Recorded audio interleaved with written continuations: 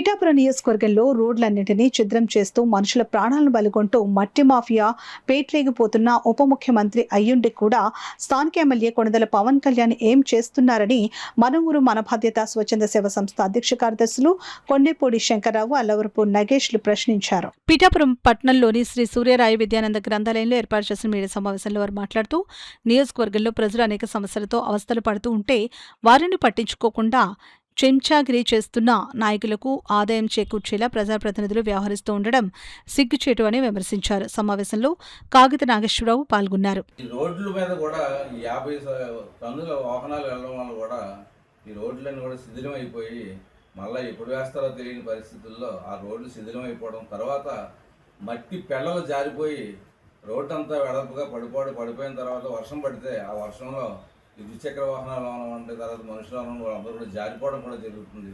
ఇది మేము ప్రత్యక్షంగా చూసాం కాబట్టి ఈ విధంగా చెప్పడం జరుగుతుంది. ఇది అయితే దీనికి ఏంటంటే కేవలం ప్రజాప్రతినిధుల యొక్క అనుచరులు కొద్దిమంది మాత్రమే, ఎందుకంటే వాళ్ళు ఆ ప్రజాప్రతినిధుల వద్ద చెంచాగిరి చేస్తూ కూడా ఆ మట్టి తవ్వకాలకి వాటికి కూడా ప్రోత్సాహిస్తూ ఆ ప్రజాప్రతినిధులు అంటే ప్రజలు ఎన్నుకున్న వ్యక్తులు కొద్దిమందికే చెంచాగిరి చేసే వ్యక్తులని దగ్గర పెట్టుకుని వాళ్ళకి లాభాలు చేకూర్చేలాగా ప్రజలందరూ ఇబ్బంది పడినా సరే వాళ్ళకి లాభాలు చేకూర్చేలాగా ఇలా చేయడం అనేది ప్రజాస్వామ్య వ్యవస్థలో చాలా తప్పది.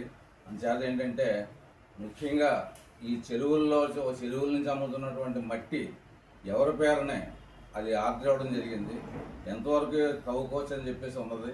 తర్వాత ఈ అమ్మిన మట్టి యొక్క సొమ్ములు ఎవరికి చేరుతున్నాయి ఇవన్నీ కూడా మా సంస్థ నుంచి కూడా సమాచార హక్కు చట్టం ద్వారా కూడా సంబంధిత శాఖకు మేము దరఖాస్తు చేయడం కూడా జరుగుతుంది. ఆ వివరాలు తీసుకుని అవసరం అయితే న్యాయస్థానాన్ని ఆశ్రయించి ఈ విధానాన్ని అడ్డుకుంటామని చెప్పేసి ఈ సందర్భంగా మీకు తెలియజేస్తాం. కొన్ని ఏరియాలు తీసేస్తున్నారు, కొన్ని ఏరియాల్లో ఉన్నాయి. ఎందుకు ఇప్పుడు చెప్పాలంటే శ్రీపాద సంస్థానం ఆ ఏరియాలో 24/7 కరెంట్ ఉంటుందండి. ప్రతి దిక్కున కూడా అక్కడ ట్రాన్స్ఫారాలు ఉన్నాయి, పెద్ద పెద్ద బిల్డింగ్లు ఉన్నాయి, అక్కడ ట్రాన్స్ఫారాలు ఉన్నాయి. అక్కడ వ్యాపార సంస్థలకు ఇచ్చేటువంటి కరెంటు ఇక్కడ ప్రజలకు ఎందుకు ఇవ్వట్లేదని చెప్పి మేము ప్రశ్నిస్తున్నాం.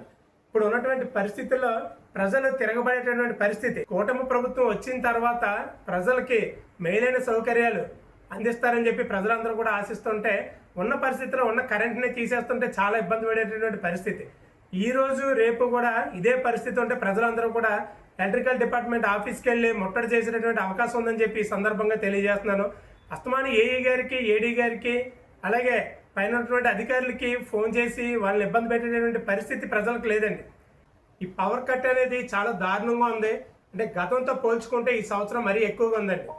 అందరూ అనొచ్చు అంటే ఎండలు ఎక్కువగా ఉన్నాయి కదండి. ఎండలు ఎక్కువగా ఉంటే దానికి తగ్గట్టు పవర్ సప్లై చేసేటటువంటి ఈ ప్రభుత్వం అయితే అధికారులు అయితే సన్నద్ధాలు చేసుకుంటే ముందుగా వాళ్ళు ప్లాన్ చేసుకుని ప్రజల్లోకి వెళ్ళాలండి. అది లేకుండా ఎండ పెరిగిపోయిందని మేము కరెంట్ ఇవ్వలేమంటే నిజంగా ప్రజలు తిరగబడి కొట్టేటటువంటి పరిస్థితి అని చెప్పి ఈ సందర్భంగా తెలియజేస్తాం.